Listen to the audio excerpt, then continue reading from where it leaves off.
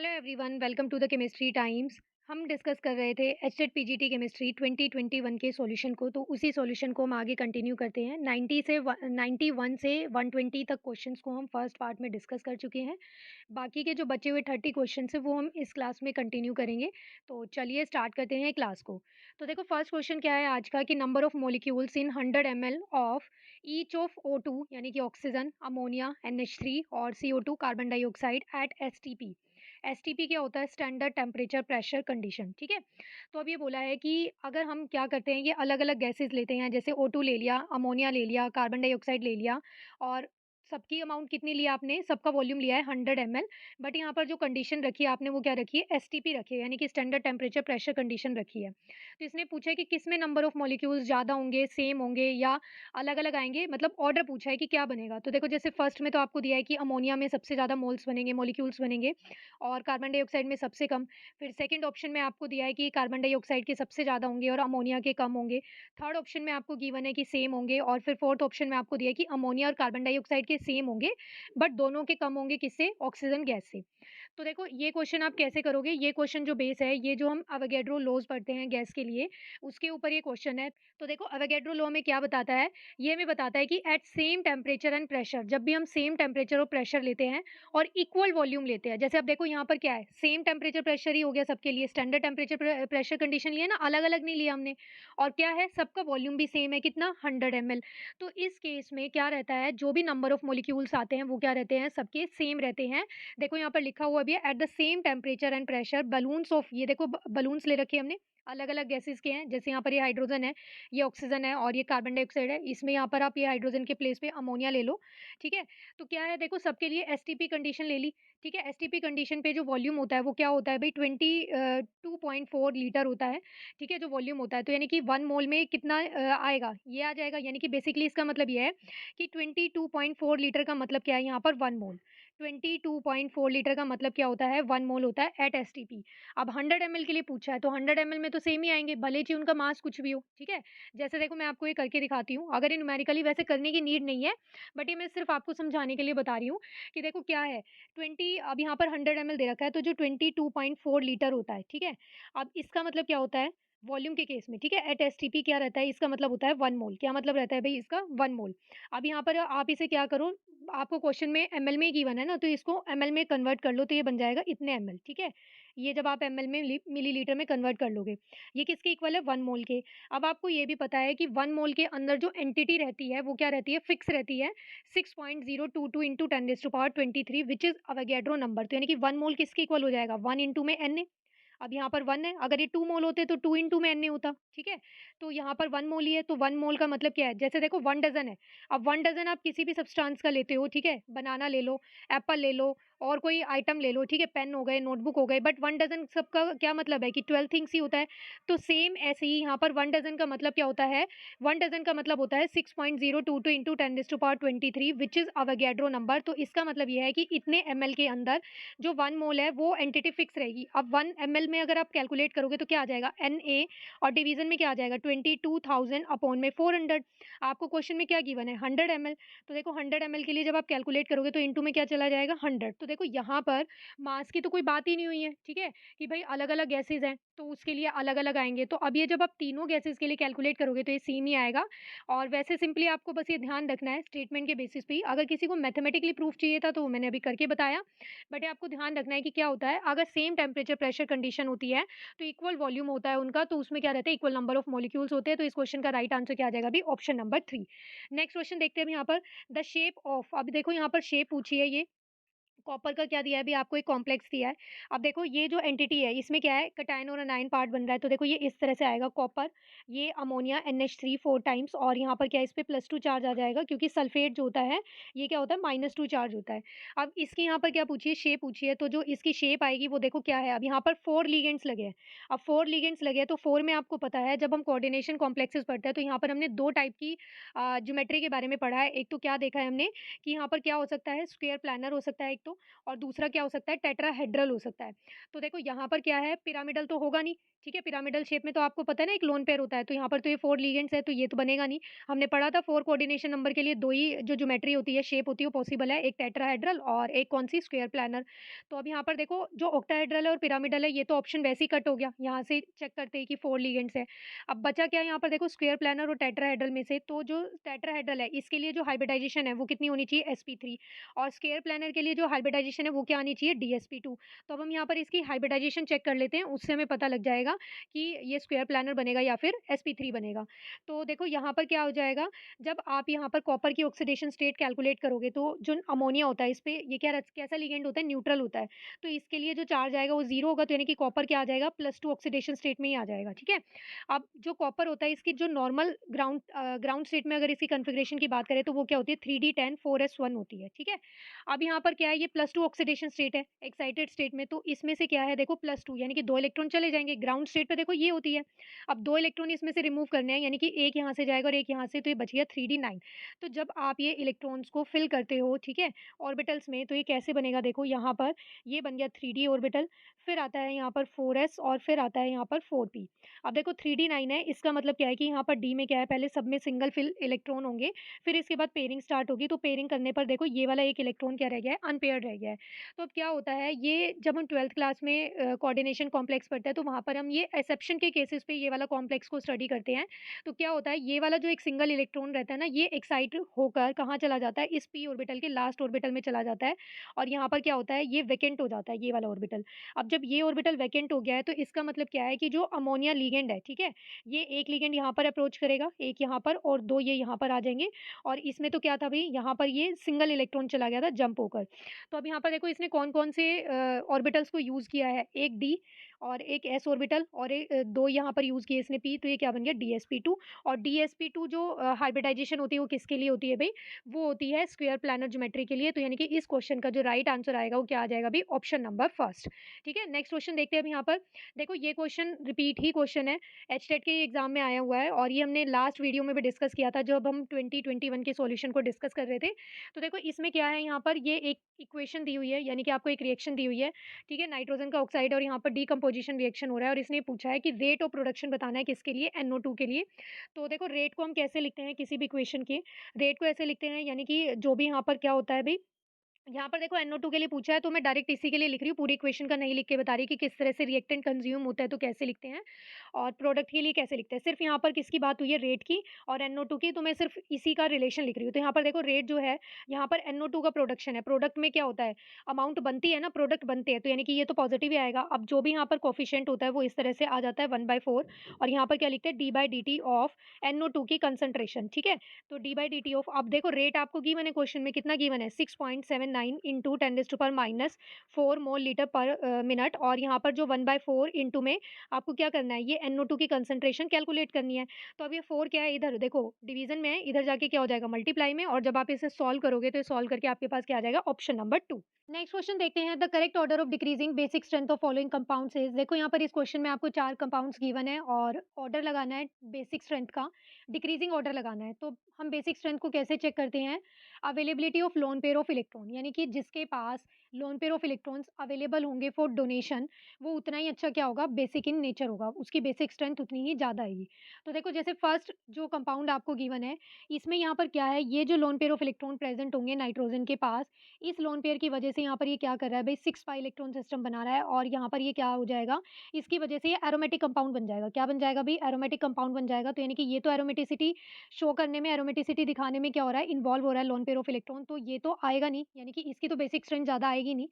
Second option देखो, जो second option आपको गिवन है, इसमें क्या है, जो लोन पेयर ऑफ इलेक्ट्रॉन है, देखो ये एज इट इज़ है, यानी कि ये लोकलाइज़ इलेक्ट्रॉन्स है। कैसे हैं भई, ये लोकलाइज़ हैं, यानी कि इनकी जो पोजीशन है वो क्या है, फिक्स है, तो यानी कि ईज़िली अवेलेबल होंगे, तो इसका मतलब इसकी बेसिक स्ट्रेंथ बनेगी, ठीक है? ये बेसिक इन नेचर होगा। फिर थर्ड ऑप्शन देखो आपको क्या दिया है, इसमें भी क्या है, ये 6 पाई इलेक्ट्रॉन सिस्टम है और इसमें भी क्या है, यहाँ पर लोन पेयर ऑफ इलेक्ट्रॉन होंगे नाइट्रोजन के पास, तो यानी कि यहाँ पर भी क्या है, ये लोकलाइज़ इलेक्ट्रॉन ही बनेंगे। तो इसकी भी बेसिक स्ट्रेंथ क्या आएगी भई, मतलब आएगी, ये भी बेसिक इन नेचर ही होगा। फोर्थ ऑप्शन देखो जो आपको गिवन है, इसमें क्या है, यहाँ पर ये जो इलेक्ट्रॉन्स है नाइट्रोजन के पास जो रहेंगे, ये क्या है भई, यहाँ पर डीलोकलाइज़ बनेंगे, यानी कि रेजोनेटिंग स्ट्रक्चर बनाने में इन्वॉल्व होंगे। तो यानी कि बेसिकली जो भी रेजोनेटिंग स्ट्रक्चर बनाते हैं या फिर डीलोकलाइज़ होते हैं, रिंग में सर्कुलेट करते हैं, वो वाले इलेक्ट्रॉन्स अवेलेबल नहीं होते फॉर डोनेशन। जो लोकलाइज़ इलेक्ट्रॉन्स होते हैं, वो ईज़िली क्या कर सकते हैं, इलेक्ट्रॉन्स को डोनेट कर सकते हैं, तो यानी कि वही बेसिक नेचर को शो करते हैं। तो यहाँ पर जो सबसे ज़्यादा बेसिक स्ट्रेंथ आएगी, वो किसकी आएगी? सेकंड की आएगी। और जो सबसे लीस्ट आएगी, देखो यहाँ पर क्या है, ये तो यहाँ पर ये 6 पाई तो था ही सिस्टम, बट यहाँ पर ये रेजोनेटिंग स्ट्रक्चर बनाने में पार्टिसिपेट कर रहे थे। यहाँ पर तो क्या है, ये एरोमेटिसिटी में ही चले जाएँगे। तो इसलिए यहाँ पर जो लीस्ट आएगा, वो तो क्या आएगा, ऑप्शन नंबर 1 आएगा। और जो सबसे ज़्यादा आएगा वो क्या आएगा? ऑप्शन नंबर 2 आएगा। तो अब हम ये देख लेते हैं आपको कौन से ऑप्शन में ऐसा गिवन है। तो देखो फर्स्ट ऑप्शन में तो फर्स्ट की सबसे ज़्यादा दे रखी है, जबकि इसकी सबसे कम आएगी, तो ये तो ऑप्शन कट हो जाएगा। जो फोर्थ ऑप्शन है, इसमें देखो फर्स्ट के लिए सबसे मिनिमम दे रखी है बेसिक स्ट्रेंथ और सेकंड के लिए सबसे ज़्यादा, तो यही क्या है, इसका करेक्ट ऑर्डर है। नेक्स्ट क्वेश्चन देखते हैं, sodium phenate reacts with acetyl chloride to form. देखो सोडियम फिनेट दिया है और उसकी रिएक्शन आपको एसिटाइल क्लोराइड के साथ करनी है। तो देखो सोडियम फिनेट क्या होता है, जिसे हम सोडियम फिनॉक्साइड बोलते हैं ना, जैसे जो फिनोल होता है, फिनोल में हम क्या करते हैं, यहाँ पर जो हाइड्रोजन होता है उसके प्लेस पे सोडियम लगा देते हैं, तो उसे ही हम सोडियम फिनॉक्साइड आयन बोलते हैं। तो यही क्या होता है, हमारे पास सोडियम फिनेट होता है। तो जब आप इसकी रिएक्शन कराते हो किसके साथ, एसिटाइल क्लोराइड के साथ, तो यहाँ पर क्या होता है भाई, NaCl बाहर निकल जाता है यहाँ से, ये इस तरह से, और ये जो प्रोडक्ट बन जाता है, ये क्या बन जाता है भाई, फिनाइल एसीटेट। तो यहाँ पर ये प्रोडक्ट देख लो कौन से ऑप्शन में आपको गिवन है, ऑप्शन नंबर 3 में, तो यही क्या आ गया इसका राइट आंसर। नेक्स्ट क्वेश्चन देखते हैं अब यहाँ पर, विच of the following compound is the most reactive towards SN1 reaction. देखो यहाँ पर 4 आपको ऑप्शंस दिए हैं और इनमें से क्या करना है, आइडेंटिफाई करना है कि कौन सबसे ज़्यादा SN1 रिएक्शन के टुवर्ड्स रिएक्टिव होगा। तो देखो SN1 की रिएक्टिविटी हम कैसे देखते हैं, ये डायरेक्टली प्रोपोर्शनल होता है कार्बोकटाइन की स्टेबिलिटी के, यानी कि जो जितना ज़्यादा स्टेबल कार्बोकटाइन बनाएगा वो उतना ही ज़्यादा रिएक्टिव होगा। अब कार्बोकटाइन की स्टेबिलिटी का ऑर्डर हमें पता ही है क्या होता है, टर्शरी, सेकेंडरी और फिर लास्ट में क्या होता है, सबसे लीस्ट जो स्टेबल होता है वो प्राइमरी होता है। तो यहाँ पर टर्शरी कार्बोकटाइन ही चेक कर लो। तो देखो फर्स्ट में जो है यहाँ पर ये क्या बन रहा है, देखो सेकेंडरी कार्बोकटाइन बनेगा, क्योंकि यहाँ पर क्या है, देखो ये यहाँ से जाएगा तो एक ये और एक ये, और फिर देखो इस वाले ऑप्शन में भी क्या है, यहाँ पर भी ये सेकेंडरी कार्बोकटाइन बनेगा। इस वाले ऑप्शन में देखो यहाँ से ब्रोमीन जाएगा तो ये क्या है, देखो टर्शरी कार्बोकटाइन बनेगा, क्योंकि ये वाला जो कार्बन है देखो फर्दर 3 कार्बन से बॉन्डेड है, तो ये क्या बनेगा, टर्शरी कार्बोकटाइन बनेगा। तो यही क्या है भई, इस क्वेश्चन का राइट आंसर आ जाएगा, ये टर्शरी कार्बोकटाइन ज़्यादा स्टेबल होगा। और साथ में देखो यहाँ पर क्या है, ये भी आपको ध्यान रखना है कि यहाँ पर जो ये स्टेबल होगा ना कार्बोकटाइन, ये रेजोनेंस की वजह से भी होगा। देखो ये ज़्यादा स्टेबल होगा, यहाँ पर एक फिनाइल रिंग है, ये दूसरी फिनाइल रिंग है, फिर यहाँ से प्लस आई इफेक्ट भी लगेगा, तो ये ज़्यादा स्टेबल आएगा। बट अगर आप इन दोनों में कंपैरिजन करो, क्योंकि ये दोनों है, आंसर तो देखो आपको मिल गया, इसका आंसर आएगा ऑप्शन नंबर 3 में। बट अगर आपको ये डिक्रीजिंग या इंक्रीजिंग ऑर्डर में लगाना होता तो कैसे करते? तो देखो जैसे ये दोनों यहाँ पर सेकेंडरी है, अब सेकेंडरी के केस में देखो यहाँ पर क्या है, दोनों फिनाइल रिंग है और यहाँ पर क्या है, एक फिनाइल रिंग है और एक मिथाइल है, तो यानी कि यहाँ पर रेजोनेंस वाला जो है ये ज़्यादा स्टेबल बनेगा और ये कम आएगा, तो यानी कि सबसे ज़्यादा ये बनता, फिर ये आता, फिर ये आता, फिर ये, ठीक है। तो इस तरह से हम ये चेक कर सकते थे कार्बोकटाइन की स्टेबिलिटी के बेसिस पे। अब नेक्स्ट क्वेश्चन देखते हैं, देखो क्या गिवन है आपको, 1 phenyl 2 chloropropane treating with alcoholic KOH gives mainly. आप क्या कर रहे हो, रिएक्शन कर रहे हो किसकी, 1 फिनाइल 2 क्लोरोप्रोपेन की। तो देखो 2 क्लोरो, अब 1 पे फिनाइल लगा है और प्रोपेन, तो इससे क्या पता चल रहा है कि 3 कार्बन की चेन है, तो 3 कार्बन की चेन इस तरह से बना लिया आपने, ठीक है। फिर क्या है, देखो 2 पे क्लोरो लगा है, तो ये 2 पे क्लोरीन लगा दिया। फिर 1 पे फिनाइल, तो यानी कि 1 पे फिनाइल लगाना है आपको, तो यहाँ पर ये क्या हो गया भई, C6H5 आ गया, 1 पे फिनाइल हो गया, 2 क्लोरो, और ये प्रोपेन बाकी जगह क्या कर दो भई, इसकी वैलेंसी पूरी कर दो, तो यहाँ पर ये क्या हो जाएगा, CH, ये 2 बन जाएगा और यहाँ पर क्या है, ये H आ जाएगा। अब इसकी आपको यहाँ से रिएक्शन करनी है अल्कोहलिक KH के साथ, तो अल्कोहलिक KH जो होता है ये क्या करता है भई, डीहैलोजिनेशन रिएक्शन होती है। डीहैलोजिनेशन का क्या मतलब है, हाइड्रोजन और प्लस में क्या होता है, हैलोजन रिमूव होता है यहाँ से डीहैलोजिनेशन में in presence of alcoholic KOH। तो अब देखो यहाँ से जो क्लोरीन है, अब हाइड्रोजन तो क्या है, या तो अब ये क्लोरीन तो देखो इस वाले एटम से ही जाएगा, सेकंड वाले कार्बन एटम से, बट जो अब हाइड्रोजन है वो देखो इसकी पॉसिबिलिटी 2 है, एक तो वो इस कार्बन से भी जा सकता है और एक वो इस वाले कार्बन से भी जा सकता है।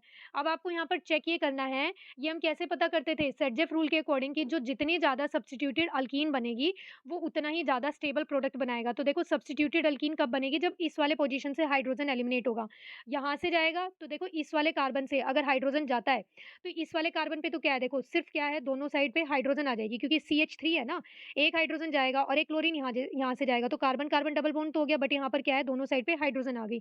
बट अगर इस वाले पोज़ीशन से आप क्या करते हो, यहाँ से हाइड्रोजन को रिमूव करते हो, तो यहाँ पर क्या है देखो, ये क्लोरीन तो जाएगा ही, एक साइड क्या है, यहाँ से क्या हो जाएगा, हाइड्रोजन और एक कार्बन पे मिथाइल ग्रुप आ जाएगा, इसमें भी क्या है, यहाँ से ये फिनाइल रिंग आ जाएगी। तो ये वाला जो अल्कीन होगा ना, इस वाले पोज़ीशन से जाने वाला, ये क्या है भई, ज़्यादा सब्स्टिट्यूटेड प्रोडक्ट बनाएगा। तो इस क्वेश्चन का राइट आंसर देखो क्या बन जाएगा भाई, 1 फिनाइल प्रोपीन। तो इस क्वेश्चन का राइट आंसर क्या है, ऑप्शन नंबर 1। नेक्स्ट क्वेश्चन देखते हैं अब यहाँ पर, H2S is more acidic then H2O because. अब देखो एसिडिक हम कैसे चेक करते हैं, एसिडिक चेक करते हैं जो जितने इजीली क्या करता है, ये जैसे अब यहाँ पर ये H2S है, तो ये इस तरह से बॉन्ड यहाँ पर बना रहा होगा, ठीक है। अब H2 है तो H2O में ये इस तरह से बॉन्ड बना रहा होगा, तो यानी कि जिसमें ये H पॉजिटिव इजीली क्या हो जाएगा, बॉन्ड ब्रेक कर लेगा। यहाँ से बॉन्ड जितना इजीली ब्रेक हो जाएगा, वो उतना ही ज़्यादा क्या है भी, अच्छा एसिडिक इन नेचर होगा। अब जो जितना इलेक्ट्रोनेगेटिव एटम होगा, वो तो क्या है भी, उसको स्ट्रांगली हेल्ड करे रखेगा। अब देखो जैसे यहाँ पर ऑक्सीजन ज़्यादा इलेक्ट्रोनेगेटिव होता है सल्फर से। अब ये अगर इससे ज़्यादा इलेक्ट्रोनेगेटिव है, तो यानी कि इसका साइज़ भी छोटा होता है ऑक्सीजन का इसके कंपैरिज़न में। तो यानी कि यहाँ पर जो बॉन्ड स्ट्रेंथ है OH की, वो ज़्यादा स्ट्रांग होगी एज़ कम्पेयर टू यहाँ पर SH बॉन्ड के। तो यानी कि जिसका बॉन्ड ये वीक होगा, वो ईज़िली यहाँ से H पॉज़िटिव को दे देगा और वो उतना ही ज़्यादा एसिडिक इन नेचर बन जाएगा। तो देखो जब आप यहाँ पर ऑप्शंस को देखोगे, तो ऑप्शन नंबर 3 में आपको गिवन है कि HS बॉन्ड, हाइड्रोजन और जो सल्फर का बॉन्ड है, is weaker than compare to as compare to hydrogen oxygen bond. तो यही क्या है, इस क्वेश्चन का राइट आंसर है भई, जो जितना वीक बॉन्ड बनाएगा, वो इतना ईज़िली क्या है भई, H पॉज़िटिव को दे देगा और जो जितनी आराम से देगा, वो उतना ही ज़्यादा क्या बन जाएगा, एसिडिक इन नेचर बन जाएगा। अब नेक्स्ट क्वेश्चन देखते हैं यहाँ पर, प्रोडक्ट ऑब्टेन्ड बाय। यहाँ पर देखो ये क्या है भई, यहाँ पर आपको 1,3 अल्काइल शिफ्ट रिएक्शन करानी है और इसे हम क्या बोलते हैं, सिग्मा ट्रॉपिक शिफ्ट भी बोलते हैं। ऐसी 1,5 अल्काइल शिफ्ट भी होती है। तो देखो ये कैसे होगा, यहाँ पर ये कंपाउंड आपको गिवन है, क्वेश्चन में जो गिवन है, इसी को एक बार ड्रॉ करते हैं। ये आपको यहाँ पर इस तरह से गिवन है और क्या करना है, यहाँ पर 1,3 अल्काइल शिफ्ट करनी है। तो इसका मतलब क्या है, देखो जैसे 1, 2, 3, तो 1,3 का मतलब क्या है कि ये वाला अल्काइल पार्ट जो है इस पोज़ीशन पे चला जाएगा। अब ये 1 पे है, तो ये 3 पे चला जाएगा और अगर ये यहाँ पर जाएगा, तो इसका मतलब क्या है कि यहाँ से डबल बॉन्ड क्या है बे, इस डायरेक्शन में शिफ्ट हो जाएगा। तो ये देखो किस तरह से बन जाएगा प्रोडक्ट, ये ऐसे बन जाएगा। ये जो अल्काइल पार्ट है, ये तो इस कार्बन पे आ रहा है, तो यानी कि यहाँ पर तो ये R आ गया और इसने 2 बॉन्ड ऑलरेडी बना रखे थे, तो ये आ गया। यहाँ से डबल बॉन्ड गया है इस पोज़ीशन पे, तो ये इस पे आ गया और फिर क्या है, यहाँ पर ये अल्काइल पार्ट था, ये आ गया।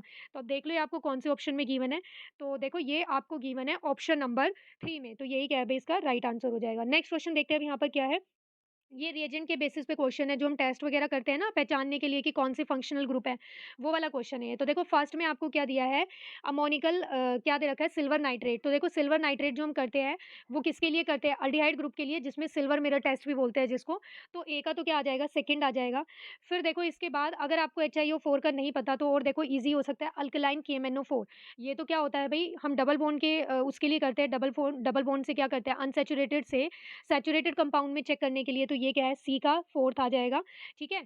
फिर ये जो यहाँ पर क्लोरोफॉर्म प्लस में NaOH, ये जो टेस्ट करते हैं, ये आइसोसाइनाइड टेस्ट होता है और ये कौन देता है, प्राइमरी अमीन्स देते हैं। तो डी का क्या है भाई, फर्स्ट आ जाएगा। और फिर विसिनल हाइड्रोक्सिल ग्रुप के लिए क्या बच गया, HiO4 बच गया, पीरियोडिक एसिड बच गया। तो यहाँ पर क्या है भाई, अब ये देख लेते हैं कौन से ऑप्शन में गिवन है आपको। तो ये आपको गिवन है भाई कौन से ऑप्शन में, इसके लिए जो ऑप्शन है यहाँ पर गिवन है। तो जब आप ये सारे मैच करोगे, तो इसके लिए जो आपके पास आंसर आएगा, क्या आ जाएगा, ऑप्शन नंबर 3।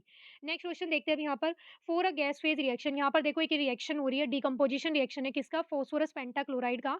और ये क्या कर रहा है भाई, फास्फोरस ट्राइक्लोराइड बना रहा है और प्लस में क्लोरीन गैस बन रहा है। तो यहाँ पर इसके लिए देखो ये एंथैल्पी डेल एच और डेल एस पे क्या अफेक्ट पड़ेगा, मतलब इंक्रीज होगी, डिक्रीज होगी, इक्वल आएगी, क्या है, ये सब पूछा है कि कंडीशन पूछी है कि इस रिएक्शन के रिगार्डिंग क्या कंडीशन आएगी। तो देखो यहाँ पर जब आप डेल एस, एंट्रोपी हम कैसे चेक करते हैं भाई, जिसमें नंबर ऑफ मॉलिक्यूल्स क्या हो जाते हैं, यानी कि रैंडमनेस बढ़ जाती है। तो यहाँ पर देखो ये वो चेक कर लो आप। तो यहाँ पर देखो क्या है, 1 मोल है और यहाँ पर क्या है भाई, देखो 2 मोल है। तो रिएक्टेंट में 1 है और प्रोडक्ट में कितने हैं, 2 है। तो देखो रैंडमनेस क्या हो रही है, इंक्रीज हो रही है।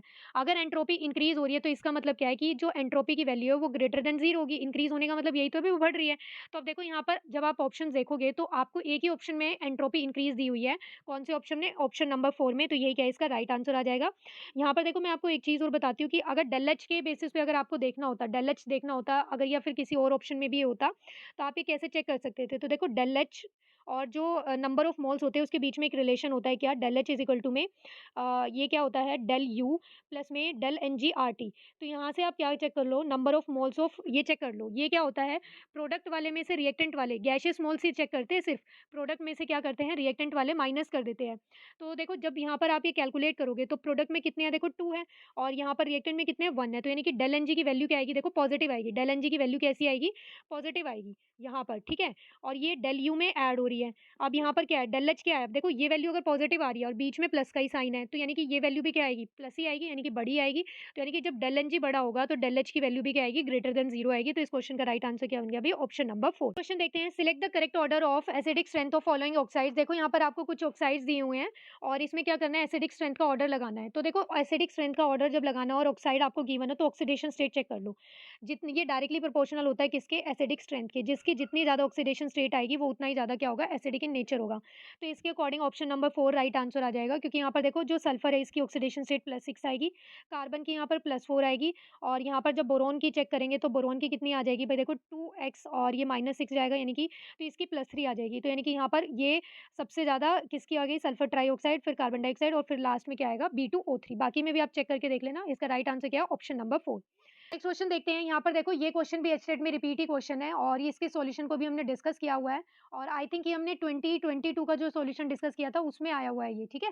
तो देखो क्या है अब यहाँ पर, इसमें ये पूछा है कि यहाँ पर एंजाइम कंसंट्रेशन बतानी है आपको by applying the steady state approximation. Steady state approximation को अप्लाई करके यहाँ पर कंसंट्रेशन बतानी है, और यहाँ पर ये ईएस क्या है, इंटरमीडिएट है, क्या है भाई ये, इंटरमीडिएट है। तो देखो जब आप इसके लिए लिखोगे, ठीक है, तो ये इंटरमीडिएट की जो कंसंट्रेशन होती है ना वो क्या होती है भाई, 0 होती है। तो यहाँ पर जब आप ये ईएस को रखोगे, यानी कि इसकी कंसंट्रेशन आप देखोगे तो ये किसके इक्वल आएगी, 0 आएगी। तो by applying the steady state approximation, ये क्या आती है भाई, इसकी कंसंट्रेशन 0 होती है। और जब हम ये लिखेंगे फॉरवर्ड और बैकवर्ड के लिए तो देखो किस तरह से लिखा जाएगा। यहाँ पर ये आप लिखो तो पहले क्या बन जाएगा, फॉरवर्ड रिएक्शन के लिए जो हम रेट लिखते हैं वो कैसे लिखते हैं, कांस्टेंट, और फिर क्या लिखते हैं, कंसंट्रेशन लिखते हैं। तो यहाँ पर ये आ गई, ठीक है, ये फॉरवर्ड रिएक्शन के लिए हो गया। अब बैकवर्ड के लिए इस वाली रिएक्शन के लिए लिखोगे तो यहाँ पर क्या है, इसका जो कांस्टेंट है वो क्या है, -Ka' और ये क्या आ जाएगा, ES आ जाएगा, ES की कंसंट्रेशन। और फिर क्या है ये, तो यहाँ पर क्या है इसके, अब ये यहाँ पर क्या होगी भाई, ये आ जाएगी यहाँ पर -Kb और ये ES की कंसंट्रेशन, ठीक है, क्योंकि ES क्या हो रहा है यहाँ पर, यूज़ होकर बन रहा है प्रोडक्ट, तो ये आ जाएगा यहाँ पर। अब देखो इसको किसके इक्वल रखना है आपको, 0 के इक्वल रखना है, तो ये 0 के इक्वल रख दिया। और फिर क्या करेंगे यहाँ से, ये जो वैल्यू है, ठीक है, ये वाली जो वैल्यू है इसको इसी साइड रखेंगे, दोनों साइड इसमें क्या है, दोनों में ES है तो इसको दूसरी साइड ले जाएँगे, दोनों वैल्यू क्या बन जाएगी, पॉजिटिव बन जाएगी। तो यहाँ से आ जाएगा Ka concentration of E concentration of S is equal to में यहाँ पर ये क्या बन जाएगा, Ka' ES, और यहाँ पर क्या है, ये प्लस में क्या आ जाएगा, Kb, और यहाँ पर क्या है, ये ES, ठीक है। अब दोनों में से क्या कॉमन दिख रहा है भई आपको, यहाँ पर ES कॉमन दिख रहा है, तो यहाँ से हमने क्या किया, ES को कॉमन ले लिया, और ES को कॉमन लेने के बाद यहाँ पर ये क्या आ जाएगा, यहाँ से ये Ka' प्लस में Kb बच जाएगा, तो ये क्या है, इस साइड ले आएँगे, तो ये आ जाएगा K, और यहाँ पर ये तो एज़ इट इज़ आ गया। अब ये क्या है, दोनों में से कॉमन लिया था ना, तो ये प्लस में आ जाएगा इस तरह से, यहाँ पर Ka' प्लस में Kb। अब ये इधर क्या है, मल्टीप्लाई में इस साइड आकर क्या हो जाएगा, डिवीज़न में आ जाएगा, तो यहाँ पर ये बन जाएगा Ka' प्लस में Kb। तो अब हम देख लेते हैं कि आपको ये कौन से ऑप्शन में गिवन है इस तरह का। तो देखो भई ये ऑप्शन मैच कर लो, तो देखो अब आपको ये कौन से ऑप्शन में गिवन है, यहाँ पर देखो KAES, तो ये देखो ऑप्शन नंबर 2 में है, यहाँ पर ये देखो ऊपर न्यूमरेटर में ही है, और फिर नीचे डिवीज़न में क्या है, डिनोमिनेटर में K' प्लस Kb, तो इस क्वेश्चन का राइट आंसर क्या है अभी, ऑप्शन नंबर 2। नेक्स्ट क्वेश्चन देखते हैं, the pH of blood 7.26 to 7.42 is maintain by buffer, कि जो पीएच होता है ब्लड का वो मेंटेन रहता है बाय बफर। तो यहाँ पर रीज़न पूछा है कि किसकी वजह से ये रहता है। तो देखो जो ब्लड होता है ना, ब्लड में क्या होता है भई, कार्बोनिक एसिड भी होता है और वहाँ पर बाइकार्बोनेट्स भी होते हैं। तो वो क्या करते रहते हैं, एक दूसरे को बैलेंस आउट करते रहते हैं। मतलब कि जैसे अगर मान लो ब्लड स्ट्रीम में अगर एसिडिक स्ट्रेंथ इंक्रीज़ हो जाती है, ठीक है? अगर कुछ एसिडिक सब्सटेंस क्या हो गया वहाँ पर एंटर कर जाता है ब्लड स्ट्रीम में, तो वहाँ पर जो बाइकार्बोनेट आयन प्रेज़ेंट रहते हैं, वो क्या करते हैं, उसको न्यूट्रलाइज़ कर देते हैं। सेम ऐसे ही अगर ब्लड स्ट्रीम में ब्लड में क्या होता है, अगर क्या एंटर कर जाते हैं भई, कोई भी बेसिक सब्सटेंस एंटर कर जाता है, तो वहाँ पर जो कार्बोनिक एसिड प्रेज़ेंट होता है, वो क्या करता है, उसको न्यूट्रलाइज़ कर देता है। तो इसलिए इस क्वेश्चन का राइट आंसर क्या आ जाएगा, ऑप्शन नंबर 1 कार्बोनिक एसिड और बाइकार्बोनेट आयन्स। नेक्स्ट क्वेश्चन देखते हैं अब यहाँ पर, following the characteristic absorption bands are obtain in IR spectrum of an organic compound having molecular formula. देखो एक ऑर्गेनिक कंपाउंड है जिसके लिए मॉलिक्यूलर फॉर्मूला गिवन है, और ये यहाँ पर बैंड की वैल्यूज़ गिवन है आपको, कि ये बैंड मिलता है, एक स्ट्रॉन्ग बैंड मिलता है एट, ये आपको 3300 पे एक स्ट्रॉन्ग बैंड मिलता है, एक मीडियम इंटेंसिटी का बैंड मिलता है 2965 पर सेंटीमीटर पे, एक स्ट्रॉन्ग बैंड मिलता है इतनी वैल्यू पे और एक बैंड मिलता है इतनी वैल्यू पे। तो अब आपको यहाँ पर ये C2H6O के लिए यहाँ पर ये आपको 4 ऑप्शंस गिवन है, तो इसमें से आइडेंटिफ़ाई करना है। तो देखो ऑप्शन नंबर 3 तो वैसे ही कट हो जाएगा क्योंकि जो मॉलिक्यूलर फ़ॉर्मूला गिवन है उसके अकॉर्डिंग ये फिट नहीं बैठता है। यहाँ पर क्योंकि देखो क्या दे रखा है, पूरे का ट्वाइस दे रखा है। अगर पूरे का ट्वाइस है तो यानी कि ऑक्सीजन भी कितने हो गए, 2 हो गए, बट मॉलिक्यूलर फ़ॉर्मूले में आपको 1 ही गिवन है तो ये ऑप्शन कट हो गया। ना ही यहाँ पर देखो ये पॉजिटिव चार्ज OH2 करके दे रखा है तो ये भी कुछ नहीं बनेगा। तो ये वाला ऑप्शन भी क्या है भई, यहाँ से एलिमिनेट हो जाएगा, तो यानी कि ऑप्शन 3 भी और 4 भी कट हो गया है। अब बचे ये दोनों, तो देखो जो हाइड्रॉक्सिल ग्रुप होता है ना, इसके लिए जो बैंड आता है, देखो यहाँ पर हाइड्रॉक्सिल ग्रुप, ये जो अल्कोहल ग्रुप है, इसके लिए जो बैंड है, देखो इसकी वैल्यू की रेंज क्या दे रखी है, 3400 से 3700 स्ट्रॉन्ग और ब्रॉड बैंड दे रखी है। तो देखो यहाँ पर आपको 3300 वैल्यू दे रखी है, स्ट्रॉन्ग बैंड दे रखा है। इस क्वेश्चन का राइट आंसर क्या बन जाएगा, ऑप्शन नंबर 2, ठीक है, अल्कोहल। क्योंकि यहाँ से देखो अगर आपको ये एक बैंड का भी वैल्यू का पता था, ये एचटेट में जो क्वेश्चंस आते हैं ना, वो थोड़े से इसी तरीके के आते हैं कि अगर आपको थोड़ा सा भी बेसिक सा भी आइडिया है ना, तो भी ये आईआर वाले क्वेश्चंस हो सकते हैं, ठीक है। ये डाटा बेसिक क्वेश्चंस होते हैं। नेक्स्ट क्वेश्चन देखते हैं, how many proton NMR signal will be obtain respectively in the following compound. यहाँ पर देखो कुछ कंपाउंड्स रखे हैं और इसमें एनएमआर सिग्नल चेक करने हैं। तो देखो ये हम कैसे चेक करते हैं, एक सेम अगर एनवायरनमेंट होता है, केमिकल एनवायरनमेंट होता है, तो वहाँ पर हमें एक ही सिग्नल ऑब्टेन होता है। तो देखो जैसे फर्स्ट कंपाउंड है, इसमें क्या है, यहाँ पर एक सिग्नल ऑब्टेन होगा, ये जो प्रोटॉन है यहाँ पर इसकी वजह से एक सिग्नल यहाँ से ऑब्टेन होगा, और एक क्या है, ये वाले जो तीनों है, ठीक है, एक यहाँ से सिग्नल ऑब्टेन होगा। तो यानी कि फर्स्ट कंपाउंड में कितने सिग्नल मिल रहे हैं, 2। तो अब ऑप्शंस देख लेते हैं। तो देखो फर्स्ट और थर्ड ऑप्शन में आपको पहले वाले कंपाउंड के लिए 2-2 ये सिग्नल गिवन है, तो सेकंड ऑप्शन और फोर्थ ऑप्शन कट हो जाएगा। फिर नेक्स्ट चेक करो, अब इसमें तो देखो क्या है, इन चारों का ही क्या है, केमिकल एनवायरनमेंट सेम है, तो इसमें तो क्या है, एक ही सिग्नल मिलेगा। तो अब हम ये चेक कर लेते हैं कौन से ऑप्शन में गिवन है। तो देखो ये आपको गिवन है ऑप्शन नंबर 1 में, ठीक है। बट यहाँ पर ये जो लास्ट वाला कंपाउंड है ना, इसके लिए इन्होंने यहाँ पर ये जो वैल्यू है ये गलत दी हुई है, तो यानी कि इसका ये प्रॉपर आंसर नहीं है। बट वैसे आंसर की में तो आपको ये ऑप्शन नंबर फर्स्ट ही गिवन था। बट ये क्वेश्चन क्या है, मतलब इसके आंसर सारे ठीक नहीं है चारों कंपाउंड्स के लिए। तो वैसे तो इसका क्वेश्चन हमने 1 और 2 ए और बी कंपाउंड देके फर्स्ट कर लिया है, ठीक है। नेक्स्ट क्वेश्चन देखते हैं अब यहाँ पर, the stability order of oxides, peroxides and super oxides of alkali metal is. अब देखो जो अल्कली मेटल्स होते हैं, आपको पता है कि ये अलग अलग टाइप के ऑक्साइड्स बनाते हैं। कौन कौन से, एक तो नॉर्मल ऑक्साइड्स होते हैं जिसे हम क्या बोलते हैं, O2 नेगेटिव बोलते हैं, नॉर्मल ऑक्साइड्स होते हैं। और एक कौन से होते हैं भाई, फिर इसके बाद होते हैं पेरोक्साइड, जो क्या होते हैं, O2 नेगेटिव होते हैं। और फिर होते हैं सुपर ऑक्साइड्स, तो जो सुपर ऑक्साइड्स होते हैं वो क्या होते हैं, O2 नेगेटिव होते हैं। अगर अब हम बात करें इनके साइज़ की, तो इनका साइज़ क्या होता है, ये इनका साइज़ जो है, ये सुपर ऑक्साइड का साइज़ सबसे बड़ा, और इसका ये आता है फिर, तो यानी कि नॉर्मल ऑक्साइड क्या रहते हैं, सबसे छोटे साइज़ के रहते हैं। तो अगर ये सबसे छोटे साइज़ में, तो यानी कि यही क्या है भई, यहाँ पर जो ऑक्साइड्स बनाएँगे अल्कली मेटल्स के साथ, इसके ऑक्साइड्स क्या रहते हैं, सबसे ज़्यादा स्टेबल रहते हैं। तो जो ऑक्साइड की स्टेबिलिटी का ऑर्डर रहता है, वो क्या रहता है भई, नॉर्मल ऑक्साइड की स्टेबिलिटी ग्रेटर देन पेरोक्साइड, और फिर लास्ट में क्या होता है, सुपर ऑक्साइड की स्टेबिलिटी होती है, ठीक है। नेक्स्ट क्वेश्चन देखते हैं अब यहाँ पर, in a cell that utilize the reaction. यहाँ पर देखो एक सेल दे रखी है आपको ज़िंक की, और इसमें क्या है, आप H2SO4 ऐड करते हो, तो कैथोड कंपार्टमेंट में क्या हो रहा है ये पूछा है। तो देखो यहाँ पर ये बेसिकली कौन सी रिएक्शन दे रखी है आपको, रेडॉक्स रिएक्शन दे रखी है, ठीक है। तो यहाँ पर कैथोड पे पूछा है कि क्या होगा।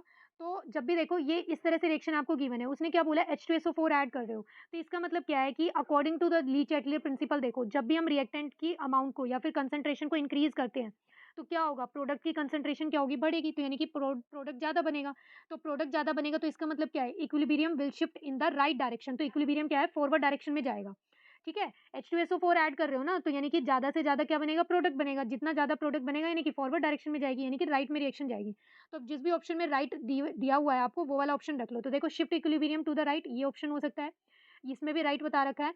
ऑप्शन नंबर थर्ड और फोर्थ में आपको लेफ्ट दे रखा है, तो ये दोनों ऑप्शन क्या है भाई, कट हो जाएंगे। तो यानी कि फर्स्ट और सेकंड में से आंसर आएगा। अब देखो यहाँ पर ये बोला है कि ई सेल इंक्रीज होगा या फिर ई सेल की वैल्यू क्या होगी, डिक्रीज होगी। तो देखो यहाँ पर जो रिलेशन होता है ई सेल का, वो क्या होता है, ये बनता है ई नोट सेल, ठीक है। ई सेल जो होता है वो क्या आता है, ई नोट सेल, माइनस यहाँ पर क्या होता है भाई, ये आता है 0.059, और अपॉन में क्या लेते हैं, एन, यानी कि जो भी एन वैल्यू होती है, यानी कि जितने भी इलेक्ट्रॉन लूज या गेन हो रहे होते हैं। तो जिंक में यहाँ पर देखो क्या है, Zn+2 है तो 2 आ गया।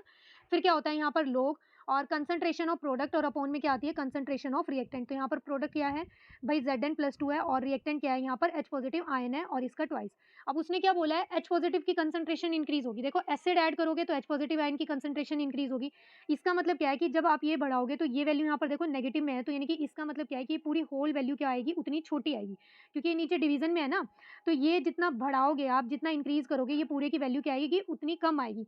अब ये जितनी छोटी वैल्यू होगी, तो यानी कि आप ई नोट सेल में से उतना ही कम ये वैल्यू सब्ट्रैक्ट करके क्या है, ये वाली वैल्यू क्या है, ज़्यादा आएगी। भई देखो, अगर ये पूरी वैल्यू बढ़ेगी, अगर पूरी वैल्यू इंक्रीज़ होगी, तो यानी कि ई नोट सेल में से जब आप माइनस करोगे तो ई सेल की वैल्यू क्या है, कम आएगी। बट यहाँ पर क्या है, ये वैल्यू कन इंक्रीज़ करने पर ये पूरी वैल्यू क्या आएगी, और छोटी आएगी। अगर ये और छोटी वैल्यू आ रही है, तो इसका मतलब क्या है कि ये वैल्यू यहाँ पर माइनस करने के बाद ये वाली वैल्यू क्या करेगी भई, इंक्रीज़ करेगी। तो इस क्वेश्चन का राइट आंसर क्या आ जाएगा, option number first. Next question देखते हैं। A current of 9.6 ampere is pass through an aqueous solution of NaCl using suitable electrode for 1000 second.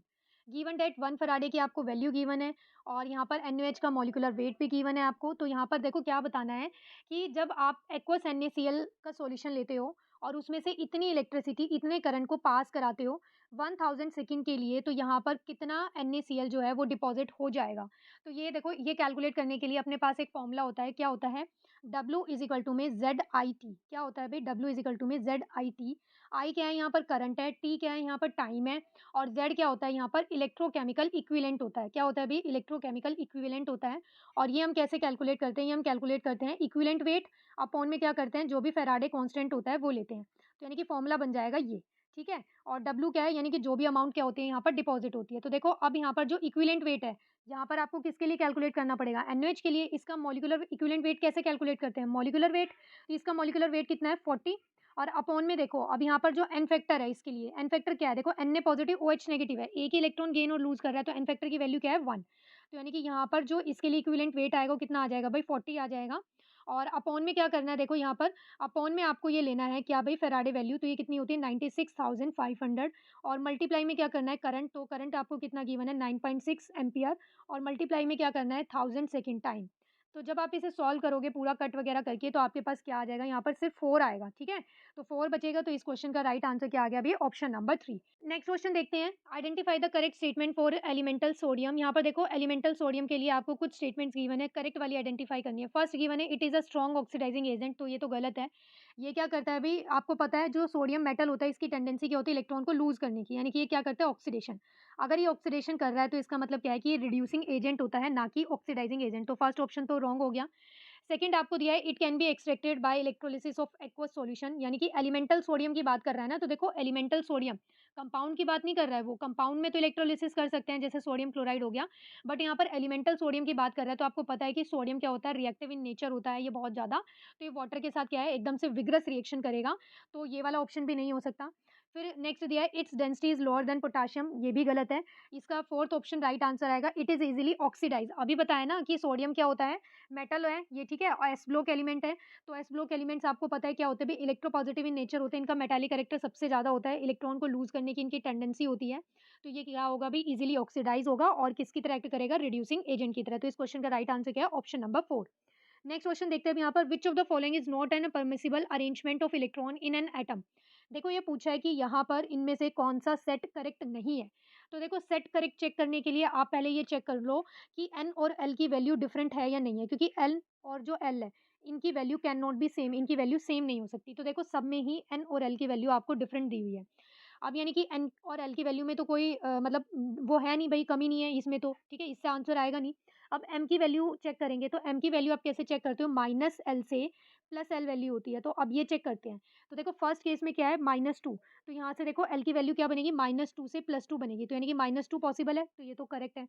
Second देखो, आपको गिवन है एल की वैल्यू 0, तो एम की वैल्यू भी 0। तो ये भी करेक्ट है, क्योंकि मैंने क्या बताया, एम की वैल्यू क्या होगी, -L टू +L। अगर इसकी वैल्यू एल 0 है, तो एम की वैल्यू भी 0 ही होगी। फिर थर्ड ऑप्शन आपको गिवन है कि एल की वैल्यू 3 है और एम की वैल्यू -3 है। तो देखो, ये भी पॉसिबल है। इसमें क्या हो जाएगा, देखो एन की वैल्यू कितनी है, एल की वैल्यू कितनी है भाई, 3। तो यानी कि -3 से क्या होगी, +3 होगी। तो यानी कि ये वैल्यू भी पॉसिबल है, एम की वैल्यू -3 गिवन है। फोर्थ ऑप्शन में देखो, एल की वैल्यू आपको 2 गिवन है, बट एम की वैल्यू -3 गिवन है। तो एम की वैल्यू देखो क्या आएगी, फॉर्मूले के अकॉर्डिंग -2 से +2 आएगी। अब इसमें तो -3 आएगा ही नहीं, -2 से +2 में -3 कहाँ आएगा। तो यानी कि यही वाला सेट आपको रॉन्ग गिवन है। तो इस क्वेश्चन का जो राइट आंसर आएगा क्या आ जाएगा भाई, ऑप्शन नंबर 4।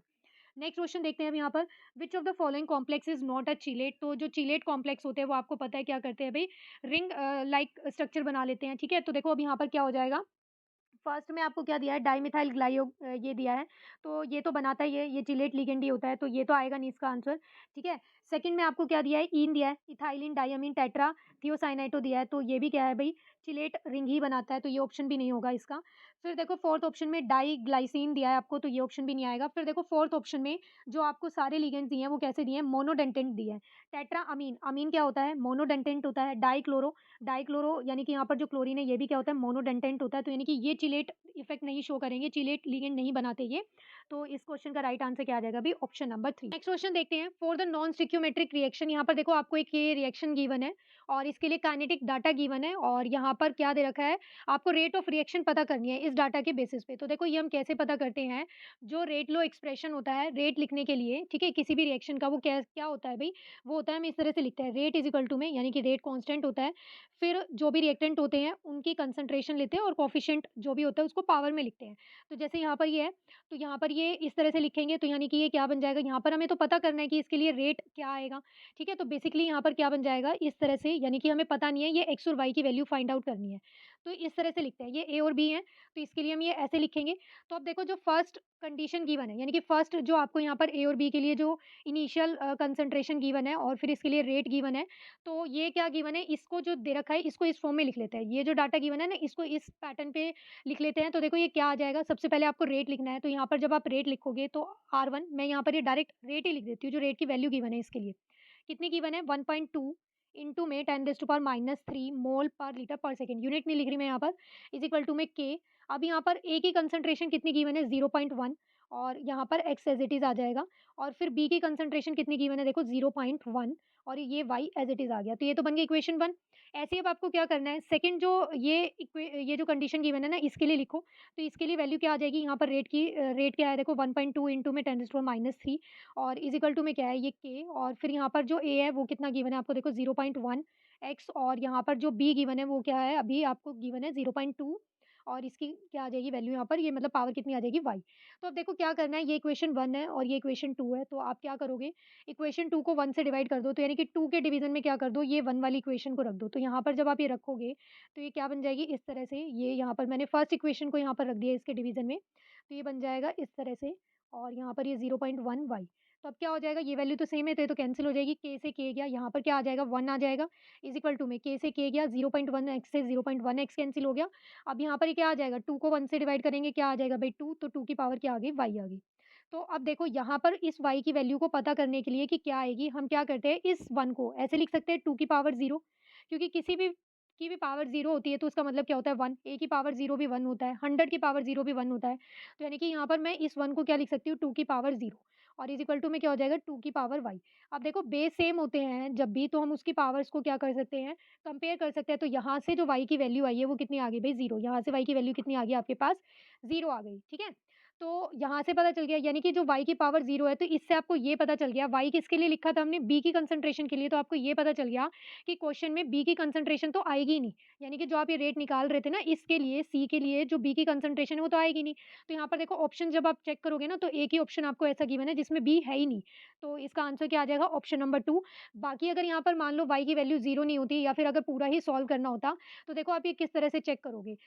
तो देखो जैसे हमने फर्स्ट और सेकंड के लिए कंपैरिज़न किया था, इसी तरह से हम क्या करते हैं, थर्ड और फर्स्ट का कंपैरिज़न कर देते हैं। तो देखो इसके लिए जो थर्ड है कंडीशन, इसके लिए जो रेट की वैल्यू गिवन है, देखो वो आपको कितनी गिवन है भई? 2.4। तो ये क्या हो जाएगी यहाँ पर? 2.4 इंटू में 10⁻³ इज़ इक्वल टू में यहाँ पर क्या आ जाएगा? K। A की कंसंट्रेशन कितनी गिवन है? 0.2 और A के लिए हमने क्या यूज़ किया था? X और यहाँ पर Y आ जाएगा 0.1 और ये Y। अब इस इक्वेशन को क्या करना है आपको? फर्स्ट इक्वेशन से डिवाइड कर देना है। तो फर्स्ट क्या थी? देखो 1.2 इंटू 10⁻³ इज़ इक्वल टू में K और यहाँ पर ये क्या था? 0.1 X और यहाँ पर ये क्या था? 0.1 Y। अब क्या हो जाएगा? देखो यहाँ पे जब ये कैंसल करोगे तो 2.4 को 1.2 से डिवाइड करोगे, कितना आ जाएगा? 2 आ जाएगा और इज़ इक्वल टू में यहाँ पर आगे क्या आ जाएगा? ये तो पूरा ये वाली वैल्यू तो कैंसल हो जाएगी और जब ये K से K गया और यहाँ पर ये क्या है? 0.1 से 0.2 जाएगा, तो मतलब 2 ही आ जाएगा डिवाइड करके, तो कितना आ गया? 2 की पावर x आ गया। तो यहाँ पर देखो बेस सेम है और बेस सेम होता है तो आप पावर को कंपैरिज़न कर सकते हो। तो यहाँ पर ये क्या है? इसकी पावर 2 की पावर 1 बोल सकते हैं इसको, अगर कुछ भी नहीं लिखा है, ऐसे लिखा है, तो मैं इसको 2 की पावर 1 बोल सकती हूँ क्योंकि 2 ही आएगा वो। तो यहाँ पर क्या है? बेस सेम है है, तो यानी कि यहाँ से x का जब आप कंपैरिज़न करोगे तो x की वैल्यू कितनी आ गई 1। तो यानी कि सिर्फ़ एक ही कंसंट्रेशन ही है, वो भी कितनी है, इसका कोएफ़िशिएंट क्या आएगा 1 आएगा। तो यहाँ पर देखो जो x और y की वैल्यू आई है, वो जब आप इस इक्वेशन में पुट करोगे तो यहाँ पर तो y की वैल्यू कितनी आई थी आपके पास 0। तो ये तो पूरी टर्म क्या बन जाएगी 0 बन जाएगी। किसी की भी पावर जब 0 होती है तो क्या होती है 1 होती है। और यहाँ पर x की वैल्यू कितनी आई है आपके पास 1 आई है, तो यानी कि KA आ जाएगा। तो यानी कि कौन-सा ऑप्शन करेक्ट है? Option number 2। नेक्स्ट क्वेश्चन देखते हैं अब यहाँ पर the enthalpy change for the reaction. यहाँ पर देखो एंथैल्पी चेंज बताने की कौन से टाइप की यहाँ पर एंथैल्पी होगी।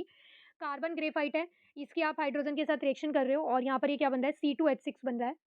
तो देखो ये कौन सी टाइप की रिएक्शन बनेगी, ये होती है enthalpy of formation. Next question देखते हैं the correct order of energy of 2s orbital. यहाँ पर देखो आपको करेक्ट ऑर्डर लगाना है किसका, एनर्जी का 2s ऑर्बिटल के लिए। कुछ एलिमेंट्स आपको गिवन है। तो देखो हमने पढ़ा है कि जैसे-जैसे साइज़ इंक्रीज़ होता है, देखो ये जो एलिमेंट्स आपको गिवन है ना, ये डाउन द ग्रुप के लिए गिवन है, ऐसे। लिथियम, सोडियम, पोटेशियम, ठीक है? तो ये डाउन द ग्रुप है। तो जब डाउन द ग्रुप जाते हैं तो साइज़ क्या होता है, इंक्रीज़ होता है। अगर साइज़ इंक्रीज़ होगा तो यानी कि न्यूक्लियस से जो 2s की डिस्टेंस है वो भी क्या है, इंक्रीज़ होती जाएगी। यानी कि जितना छोटा साइज़ होगा, 2s जो ऑर्बिटल है वो उतना ही क्लोज़ रहेगा। तो वो जितना क्लोज़ रहता है उसकी एनर्जी उतनी ही ज़्यादा होती है। तो यानी कि इसका मतलब ये है कि डाउन द ग्रुप जब हम आ रहे हैं, साइज़ क्या हो रहा है, इंक्रीज़ हो रहा है, तो एनर्जी क्या हो रही है, डिक्रीज़ हो रही है। तो अब यहाँ पर देख लो कौन से उसमें ऑप्शन में आपको ऐसा गिवन है। तो देखो ऑप्शन नंबर 3, इसमें देखो पोटेशियम की सबसे कम एनर्जी आएगी, इससे ज़्यादा होगी सोडियम की, फिर लिथियम की और हाइड्रोजन की सबसे ज़्यादा। यानी कि जितना छोटा साइज़ एटम का उसकी एनर्जी उतनी ही ज़्यादा। नेक्स्ट क्वेश्चन देखते हैं what is the molar concentration of chloride ion in the solution obtained by mixing 300 ml of 3 molar NaCl and 200 ml of 4 molar solution of BaCl2। तो देखो मोलर कंसंट्रेशन पूछी है, ये 2 सॉल्यूशन मिक्स करने पर, ठीक है? तो इसके लिए हम जो मोलारिटी चेक करते हैं, मोलारिटी कैलकुलेट करते हैं, वो कैसे करते हैं? इस तरह से करेंगे, यानी कि एन फैक्टर लेते हैं और फिर क्या लेते हैं, molarity of first solution, volume of first solution plus में एन फैक्टर सेकंड सॉल्यूशन के लिए, मोलारिटी ऑफ सेकंड सॉल्यूशन और वॉल्यूम ऑफ सेकंड सॉल्यूशन और टोटल क्या कर देते हैं, नीचे वॉल्यूम लिख लेते हैं टोटल। तो अब यहाँ पर देखो NaCl है और एक BaCl2 है। तो यहाँ पर जो NaCl है इसके लिए जो एन फैक्टर आएगा वो क्या आएगा, 1 आएगा, क्योंकि ये क्या होता है Na पॉजिटिव Cl नेगेटिव। तो 1 इंटू में इसके लिए मोलारिटी जो गिवन है आपको कितनी गिवन है 3, वॉल्यूम कितना गिवन है 300 प्लस में यहाँ पर इस BaCl2 के लिए जो एन फैक्टर आएगा, ये बेरियम प्लस 2 होता है ना, तो इसके लिए जो एन फैक्टर आएगा वो क्या आएगा 2, मल्टीप्लाई में मोलारिटी कितनी गिवन है इसकी 4 और इनटू में वॉल्यूम कितना गिवन है 200 और ओवरऑल वॉल्यूम कितना बन जाएगा V1 प्लस V2 ना, तो यानी कि 300 प्लस में 200। तो जब आप इसे सॉल्व करोगे तो सॉल्व करने के बाद ये आपके पास क्या आ जाएगा, ऑप्शन नंबर फर्स्ट 5 मोलर आ जाएगा नया सॉल्यूशन, यानी कि जो बनेगा ना इन दोनों को मिक्स करने से उसकी मोलारिटी कितनी आ जाएगी भाई 5 मोलर। नेक्स्ट क्वेश्चन देखते हैं consider the following ionisation reaction with reference to boron. देखो बोरोन के लिए यहाँ पर ये आयनाइजेशन एनर्जी का सीक्वेंस दिया हुआ है और यहाँ पर ये ऑर्डर पता करना है आपको कौन सा बनेगा। तो देखो बोरोन का जो एटॉमिक नंबर होता है वो क्या होता है 5। तो इसके लिए जो कॉन्फ़िगरेशन बनेगी वो क्या बनेगी 1s2 2s2 2p1। तो अब देखो 2p1 इसका वैलेंस ये शेल बन रहा है, सेकंड शेल इसका वैलेंस शेल है, तो इसमें से देखो एक इलेक्ट्रॉन को रिमूव करना है, क्या है ईज़ी है। तो यानी कि ये वाली एनर्जी तो इतनी ज़्यादा आएगी नहीं, यानी कि ये तो ईज़िली क्या है यहाँ से एक इलेक्ट्रॉन तो रिमूव हो जाएगा। तो यानी कि जो A1 है वो क्या है कम ही आएगा। तो अब A1 जिसमें भी आपको ग्रेटर दे रखा है ना वो वाला ऑप्शन तो कट कर दो। तो A1 देखो आपको किसमें गिवन है, ऑप्शन नंबर फर्स्ट में गिवन है, ये कट हो जाएगा। फिर इक्वल तो ये आएगी नहीं, ठीक है? क्योंकि जब आयन्स बन जाते हैं तो उसमें से इलेक्ट्रॉन को रिमूव करना या गेन कराना थोड़ा डिफिकल्ट होता है, तो इक्वल तो वो आएगी नहीं। फिर देखो ऑप्शन नंबर 3 में भी A1 ग्रेटर दे रखा है, तो A1 तो पॉसिबल ही नहीं है ग्रेटर आए, क्योंकि इससे नेक्स्ट वाला क्या है 2s ऑर्बिटल है। 2s ऑर्बिटल फिर भी स्टेबल होता है इसके कंपैरिजन में, तो यानी कि यहाँ पर पेयरिंग में इलेक्ट्रॉन है तो इनको रिमूव करना डिफिकल्ट होगा। तो यानी कि फर्स्ट वाली तो क्या है भई, आएगी नहीं ज़्यादा, तो इसी बेसिस पे यानी कि फर्स्ट वाली कम आएगी, तो इस क्वेश्चन का राइट आंसर क्या आ जाएगा, ऑप्शन नंबर 3। इससे ज़्यादा कौन-सी आएगी, जब इसमें से सेकंड इलेक्ट्रॉन निकालोगे और फिर सबसे ज़्यादा कौन-सी आएगी, जब थर्ड निकालोगे, तो इस क्वेश्चन का राइट आंसर क्या है, ऑप्शन नंबर। नेक्स्ट क्वेश्चन देखते हैं, in which of the following compounds manganese show maximum radius. देखो यहाँ पर 4 कंपाउंड्स दिए हैं और इसमें से ये बताना है कि कौन मैक्सिमम रेडियस शो करेगा। तो इसके लिए आपको क्या ध्यान रखना है, जिसका जितना ज़्यादा ऑक्सीडेशन स्टेट आएगा, उसकी रेडियस उतनी ही क्या होगी, कम होगी। यानी कि ऑक्सीडेशन स्टेट क्या होनी चाहिए, कम होनी चाहिए। जितनी कम ऑक्सीडेशन स्टेट होगी उसका जो साइज़ है वो क्या बनेगा, उतना ही ज़्यादा बनेगा, यानी कि इनवर्सली प्रोपोर्शनल है ये रेडियस के। तो देखो फर्स्ट कंपाउंड है, इसमें जब आप ऑक्सीडेशन स्टेट कैलकुलेट करोगे मैंगनीज़ की, तो वो कितनी आएगी भई यहाँ से, वो आपके पास आ जाएगी +4। सेकंड कंपाउंड में चेक करो, सेकंड कंपाउंड में जब आप कैलकुलेट करोगे तो पोटेशियम पे कितना चार्ज होता है 1, मैंगनीज़ के लिए x लिखा और ऑक्सीजन का कितना बन जाएगा भई यहाँ पर -8 बन जाएगा। तो यहाँ से जो इसकी ऑक्सीडेशन स्टेट आएगी वो कितनी आएगी, +7 आएगी। फिर इस वाले कंपाउंड में जो मैंगनीज़ की ऑक्सीडेशन स्टेट है वो +2 आएगी और इसमें जब आप यहाँ पर चेक करोगे तो ये कितनी आएगी, आई थिंक ये +3 आएगी, चेक कर लेना, ये +3 आएगी यहाँ से। तो देखो यहाँ पर जो सबसे कम ऑक्सीडेशन स्टेट है वो किसकी है, MnO कंपाउंड में है मैंगनीज़ की, तो इसी का जो रेडियस है वो सबसे ज़्यादा आएगा। क्वेश्चन का राइट आंसर क्या है अभी, ऑप्शन नंबर 3। नेक्स्ट क्वेश्चन देखते हैं। ये क्वेश्चन भी हमने लास्ट वीडियो में डिस्कस किया था। तो देखो मैं इसे बस ऐसे ही इसका राइट आंसर बता देती हूँ क्या है ऑप्शन नंबर 2। क्या होता है ये रिलेशन बता देती हूँ। देखो T75 जो होता है वो इक्वल्स टू में होता है 2 इंटू में T हाफ। तो इसके अकॉर्डिंग आप क्या करना है यहाँ पर वैल्यू पुट करके देख लेना आंसर क्या आ जाएगा ऑप्शन नंबर 2। T75 आपको क्वेश्चन में गिवन है, ठीक है, और T हाफ कैलकुलेट करना था। नेक्स्ट क्वेश्चन देखते हैं विच of the following statement is correct for S block element. देखो यहाँ पर एस ब्लॉक एलिमेंट के लिए करेक्ट स्टेटमेंट पूछा है। तो फर्स्ट ऑप्शन आपको गिवन है कि beryllium has smallest atomic size in group 2। तो देखो ग्रुप 2 के जो एलिमेंट्स होते हैं वो क्या होते हैं, beryllium, magnesium, calcium, strontium, barium, इस तरह से होते हैं। तो यानी कि ये फर्स्ट ही एलिमेंट है और हमने देखा है कि ग्रुप में जो भी फर्स्ट एलिमेंट होता है उसका साइज छोटा ही होता है। तो फर्स्ट स्टेटमेंट तो करेक्ट है। अब देखो ये मल्टीपल आंसर वाला तो क्वेश्चन है नहीं, इसमें एक ही ऑप्शन क्या है इसका राइट आंसर आएगा। तो यानी कि बाकी ऑप्शन क्या है, इनकरेक्ट ही होंगे। बाकी एक बार हम ऑप्शन को चेक कर लेते हैं। तो नेक्स्ट ऑप्शन देखो आपको दिया है कि लिथियम इज मोस्ट मेटेलिक। तो जो लिथियम है वो मोस्ट मेटेलिक होता है। तो देखो मोस्ट मेटेलिक हम कैसे बताते हैं, जो जितना इजीली इलेक्ट्रॉन को क्या करता है, लूज करता है। अब लूज कौन करेगा, जिसका साइज क्या होगा, जितना बड़ा होगा, यानी कि जितना बड़ा साइज होगा उसमें से इलेक्ट्रॉन को रिमूव करना क्या होगा, उतना ही ईजी होगा और वो उतना ही ज्यादा मेटालिक इन नेचर होगा और इलेक्ट्रोपॉजिटिव इन नेचर होगा। तो लिथियम का साइज तो सबसे छोटा होता है, तो ये वाला स्टेटमेंट तो रॉन्ग है, बल्कि यहाँ पर क्या आता है, सीजियम आता। ठीक है, इसके प्लेस पे सीजियम होता तो ये स्टेटमेंट करेक्ट होती। नेक्स्ट देखो आपको क्या गिवन है कि magnesium impart red colour to the flame. तो ये ऑप्शन भी रॉन्ग है। जो सेकंड ग्रुप होता है इसमें बेरिलियम और मैग्नीशियम, इनका साइज क्या होता है, छोटा होता है। और due to the small size इनकी जो आयनाइजेशन एंथैल्पी होती है वो बहुत ज़्यादा होती है, और जिसकी वजह से क्या है, ये कोई भी फ्लेम को कलर इम्पार्ट नहीं करते। तो ये ऑप्शन भी रॉन्ग हो जाएगा। फोर्थ ऑप्शन आपको गिवन है कि caesium is most reducing in water, कि जो सीजियम होता है वो रिड्यूसिंग इन नेचर होता है। तो ये वाला स्टेटमेंट भी रॉन्ग है। सबसे ज़्यादा कौन होता है, लिथियम होता है, क्योंकि लिथियम की हाइड्रेशन एनर्जी क्या होती है, सबसे ज़्यादा होती है। तो इस क्वेश्चन का राइट आंसर क्या था, भी ऑप्शन नंबर फर्स्ट। तो यहाँ पर कंप्लीट होता है HTET 2020 का सॉल्यूशन। अब हम नेक्स्ट वीडियो में नेक्स्ट प्रीवियस ईयर को डिस्कस करेंगे।